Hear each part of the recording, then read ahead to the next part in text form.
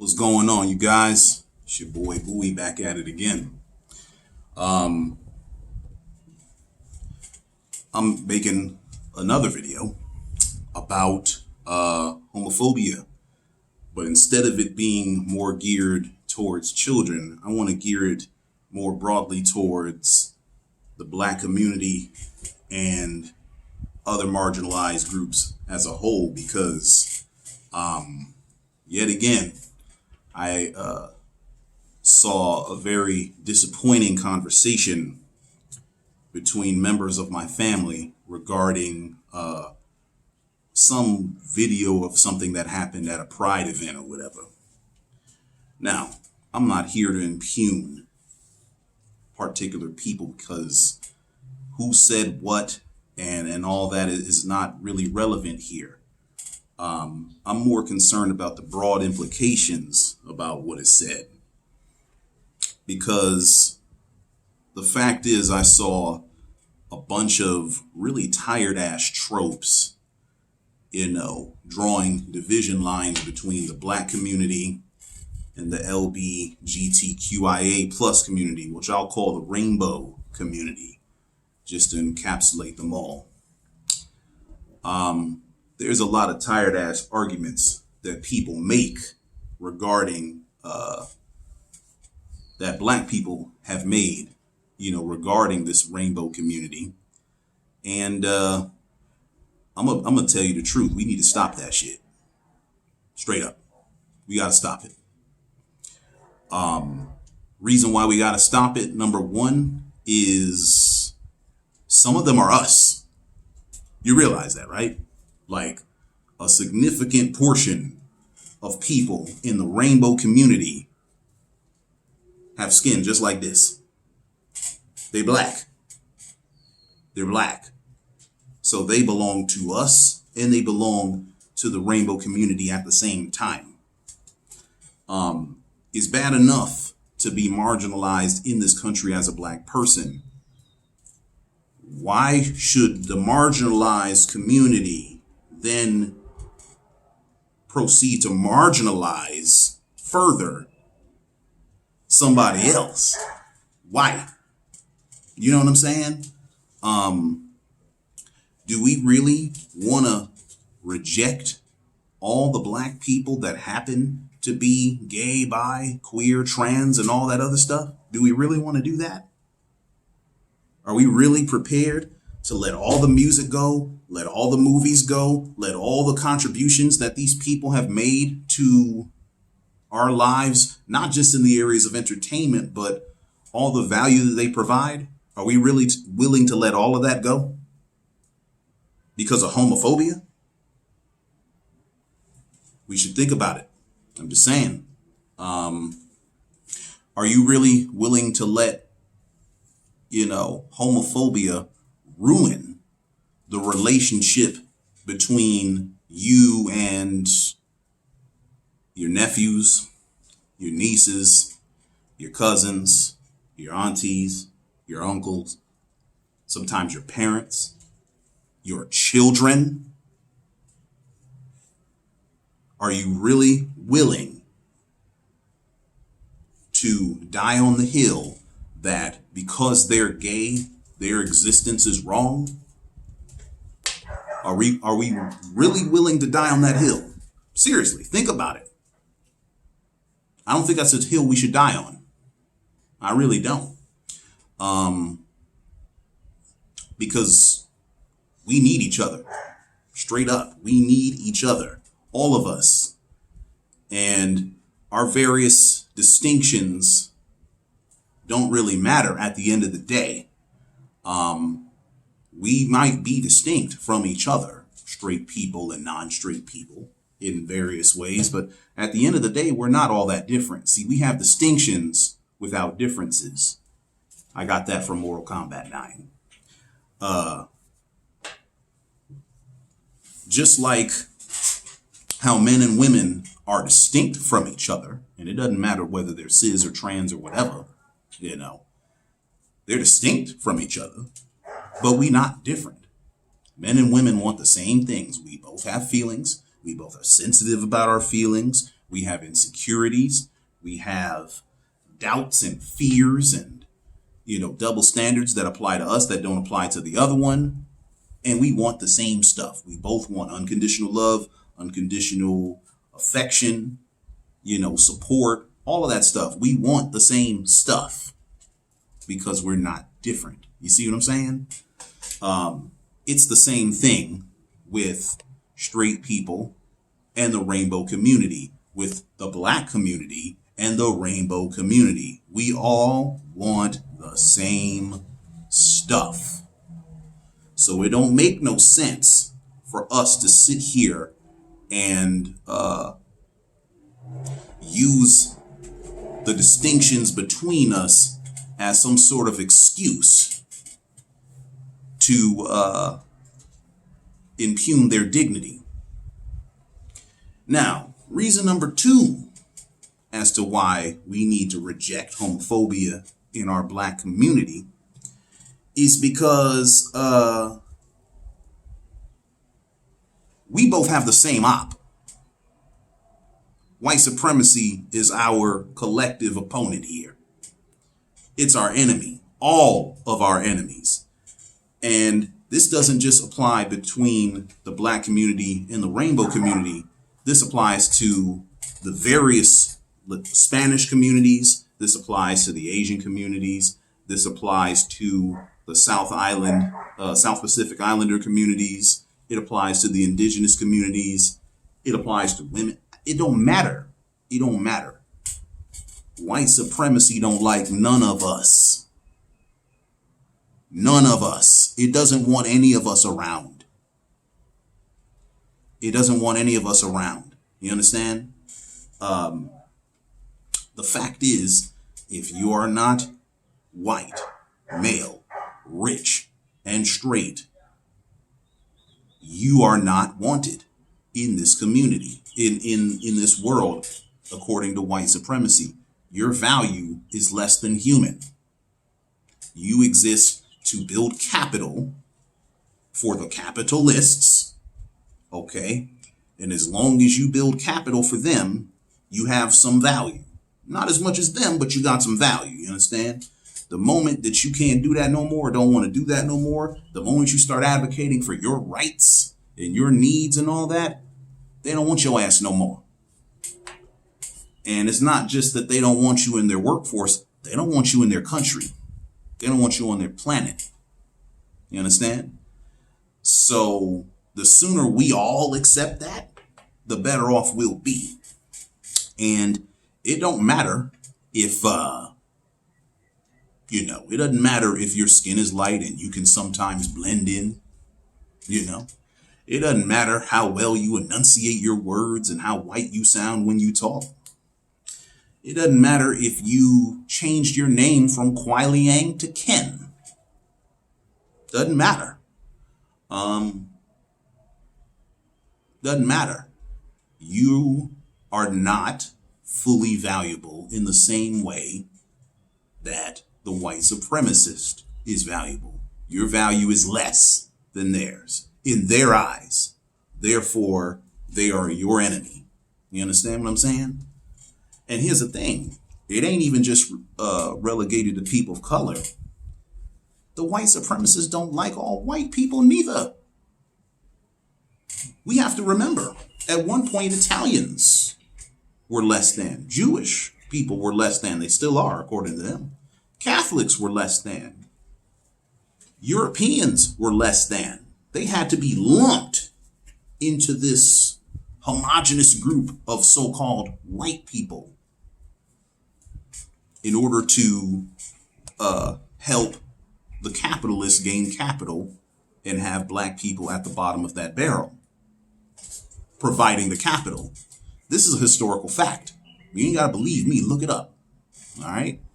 So when you see various marginalized groups applying white supremacist rhetoric against other marginalized groups, it don't make no sense. It don't make no sense. Okay.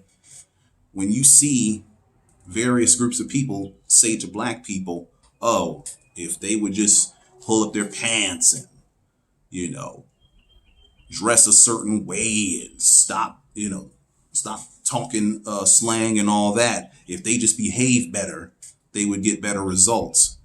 We know that's bullshit. It's trash. It's garbage. Because we had a president, the 44th president of the United States, Barack Obama, who was exactly all the things that these white supremacists said that black people need to be in order to get full respect as a human. And that man was derided from the moment he declared his candidacy. He was derided. His wife was derided. Even his children got some. That man was called a monkey. He was called an idiot. He was called a non-citizen. He was called everything but a child of God. Okay? And then he was blamed for race relations in this country, which were already messed up before he got here. And that man had low cut hair. He never sagged. He spoke perfect English. He was an orator. Man was educated. Man was married, had 2 children and a dog. Man was everything that they said that we ought to be in order to get respect. And we didn't get it. He didn't even get it. And the rest of us still don't have it. You understand? So that don't make no sense. By the same token, when you hear people sit there and say stupid shit like, oh, people that come to this country need to learn English. They need to learn English. Reject the language you came here with, especially if it's Spanish. Leave it. Leave it in your old country. Come here, reject your culture, reject your language, learn English so that you can blend in and be an American or whatever, so that you can, what's the word I'm looking for? Don't worry about it. So that they can blend in. That's trash too. It's garbage. It's garbage. Yeah, everyone should be able to speak English and understand English just for practical purposes. But it's a white supremacist framework to say that everyone has to blend in. Everyone has to come here and blend in with American culture. No, America's not great because we all have one culture. America's great because every culture of the world comes here and it coexists, usually in harmony. You know, not even a couple miles from where I live, you know, I can go get some authentic Mexican food. Why? Because there's a Mexican community right around where I live. It's beautiful. And I don't want them to water none of their culture down just because they're in America. So if they do nothing but speak Spanish over there, good, fine. Just let me talk to somebody that speaks my language too, and then we could do business. But I don't want them to water themselves down in order to assimilate. That was the word I was looking for. People don't need to assimilate into American culture. No, America needs to assimilate every other culture, bring it all together, let it be a nice little box of crayons. You understand? You know, so we don't need for various Latin communities to stop speaking Spanish in public. We don't need black people to behave better in order to try to avoid the consequences of white supremacy, because we can't anyway. And we certainly don't need gay people to stop having pride in themselves. And I use that word pride purposely, you know. Because some of the rhetoric that I've seen is that basically if pride parades didn't exist and gay people weren't out and weren't proud and there was no quote unquote gay agenda to put them on every, you know, show and game and television show and movie and all that kind of stuff, it wouldn't be no problem. But that's hogwash too. Because back 10 years ago or 15 years ago, when you didn't even see gay people on TV, things were no better for them. They had less rights back then than they do now. And even as we speak, we still have crazy laws in this country that basically make it illegal for someone to be transgender. You know, rights that the rest of us take for granted. And we supposed to be in the land of the free and the home of the brave. What's up with that? Why is that a thing? You know what I'm saying? So, what I'm saying more or less is gay people are not going to be able to behave their way into the respect of everyone else. It's not going to happen. You know, they were going to be discriminated against whether they showed pride in themselves or whether they didn't. You know, trans people were going to be discriminated against whether they go in the girls' bathroom or the boys' bathroom. Whether they exist publicly or in privately. Doesn't matter. They're still going to be disrespected. They're still going to be demeaned. They're still going to be disregarded. Period. Regardless of what they do. So they might as well live authentically the same way that the rest of us get to do. You understand? So, us marginalized groups, especially the black community, we ain't got no business parroting the talking points of white supremacy. We don't. White supremacy is our enemy. It wants us eradicated and erased from this earth. So, given that fact, we need to reject it in all of its forms, in any part of our language, any part of our thought process, any part of anything having to do with us. So that's another reason why we need to reject it. And, you know, to piggyback what I said in a prior video, and to piggyback off a point I made earlier, we need to reject white supremacy and homophobia because so many of our dear relatives and friends are a part of that rainbow community, whether you know it or you don't. And they didn't get to pick their status. You know what I'm saying? It's like this. You don't get to pick your height. You don't get to pick your skin color. You don't get to pick whether you like licorice or whether you don't. You don't get to pick whether you like mustard or ketchup or you don't.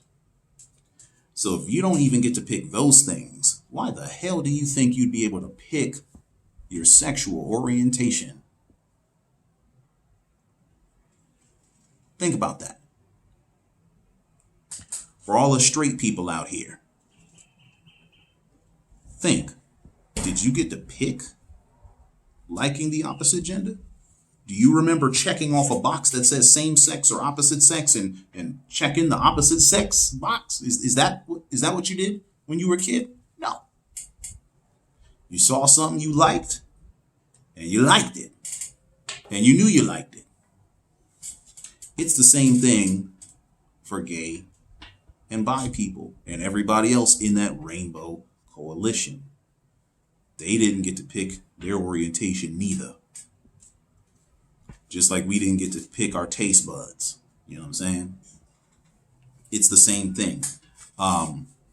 You don't get to pick which hand you write with. You know, you don't get to pick anything. You don't get to pick your hairline. You don't get to pick nothing. You know what I'm saying? And so if you can't even pick those things, how can you pick your orientation? And why should we be shaming people for characteristics that they can't decide on?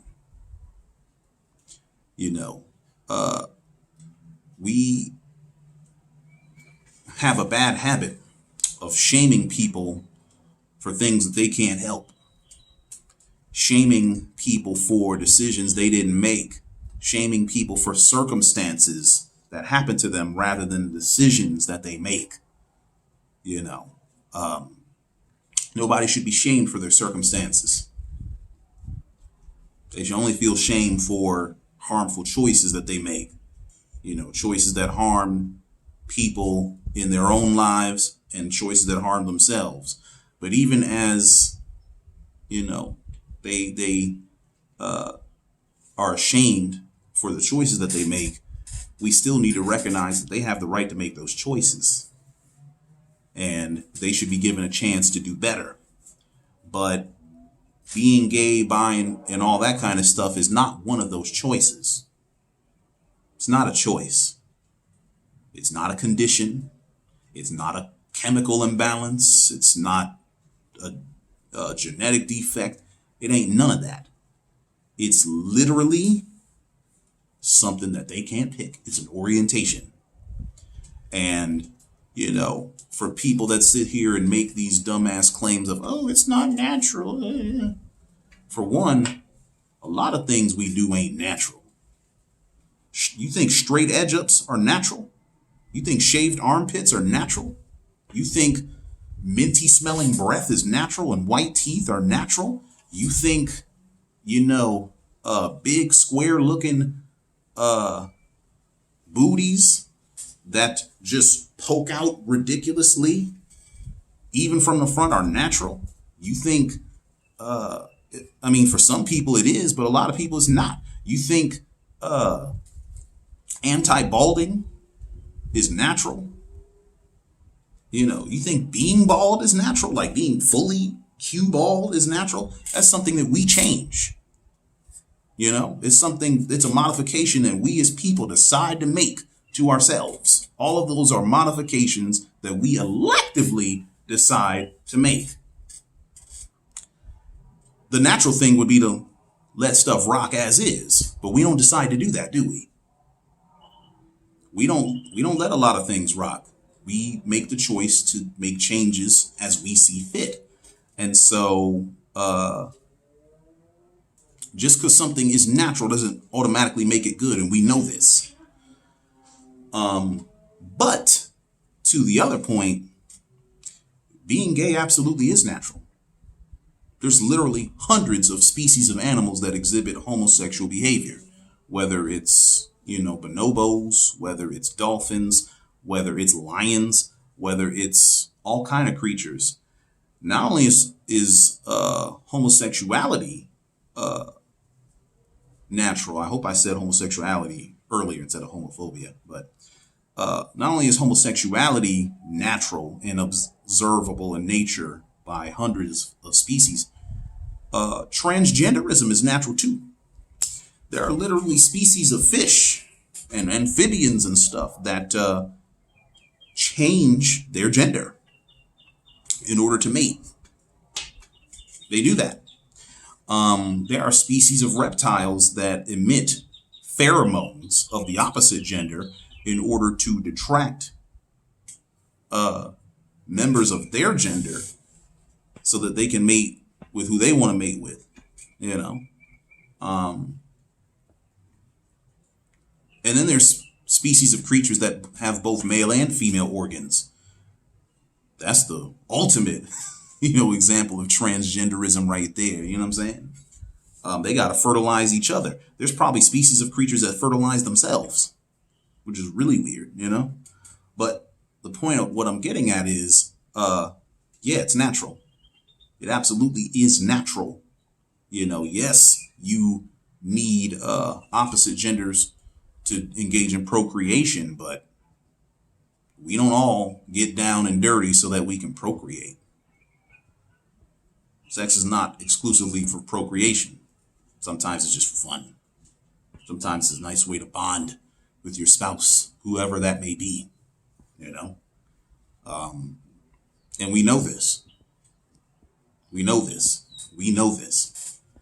And who are you to say what two consenting grown people should be doing, should or should not be doing in their own bedroom? Do they get to tell you what you do in yours? Would you be cool with some independent adults that may not even be your age telling you that what you're doing with your spouse is wrong? Would you be cool with that? You wouldn't be cool with that. You wouldn't stand for it. So why do you do it? You know what I'm saying? So these tropes are tired. They're trash. And as black people, we need to reject them. We need to reject all the facets of white supremacy that creep into our collective psyches, both consciously and unconsciously, and help us discriminate against our own kind. And who is our own kind? Everybody. Everybody is our own kind. Humankind descended from African people. The first people on this planet were born in Africa. Okay. And from there, they spread all over the world and turned into everybody else. So everybody is our own kind in that way to begin with. But then furthermore, like I said, all of us marginalized people, we have the same opponent. We have the same ops. They're even using the same tactics, using laws to discriminate against people, trying to segregate gay and trans kids from other kids, trying to ban literature that affirms them in school, doing acts of violence and terrorism against gay folks, If I'm not mistaken, today is the 6-year anniversary of the Pulse nightclub incident. I could be mistaken, but that's something that I, scrolled on the internet, in which, 49 people were murdered in an act of terror. Not because the shooter was Islamic or anything, but because when you kill a group of people for ideological or political reasons, it's terrorism.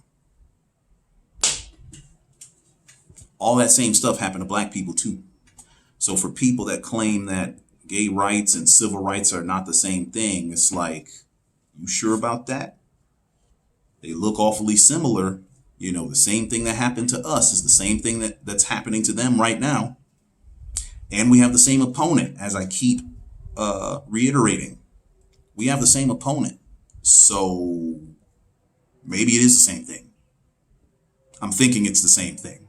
Might be a little distinct, but it ain't different, you see? So at the end of the day, what I want to say is this. We need to embrace all the people in the rainbow community. And it doesn't matter who you are. It doesn't matter if you're black or not. I mentioned the black community and I catered this specifically towards the black community, but really this applies to everybody. Because like I said, if you're not a capitalist in this Western society, you are marginalized. You understand? If you don't have a yacht that has a yacht, you are marginalized. If you are affected by inflation, if you live check to check, if you have to labor for your wealth and for your income, you're a member of a marginalized group. Doesn't matter who you are. Doesn't matter if you even see yourself as marginalized. You just happen to be. And if we want to make any positive change in this nation and in this world, it's not going to happen from us fighting each other and, marginalizing each other and having hatred and disdain for each other. It's only going to happen from us deciding to band together and fight against the collective enemy, white supremacy and white supremacists. And that includes aligning with white people too, because guess what? They are marginalized too. Maybe not to the same degree as the rest of us, but they also are under the boot of white supremacy. And so since we're all under the boot together, instead of us fighting amongst each other while being crushed simultaneously, we need to pool our resources together and push back so that we can lift the boot up. Just a thought.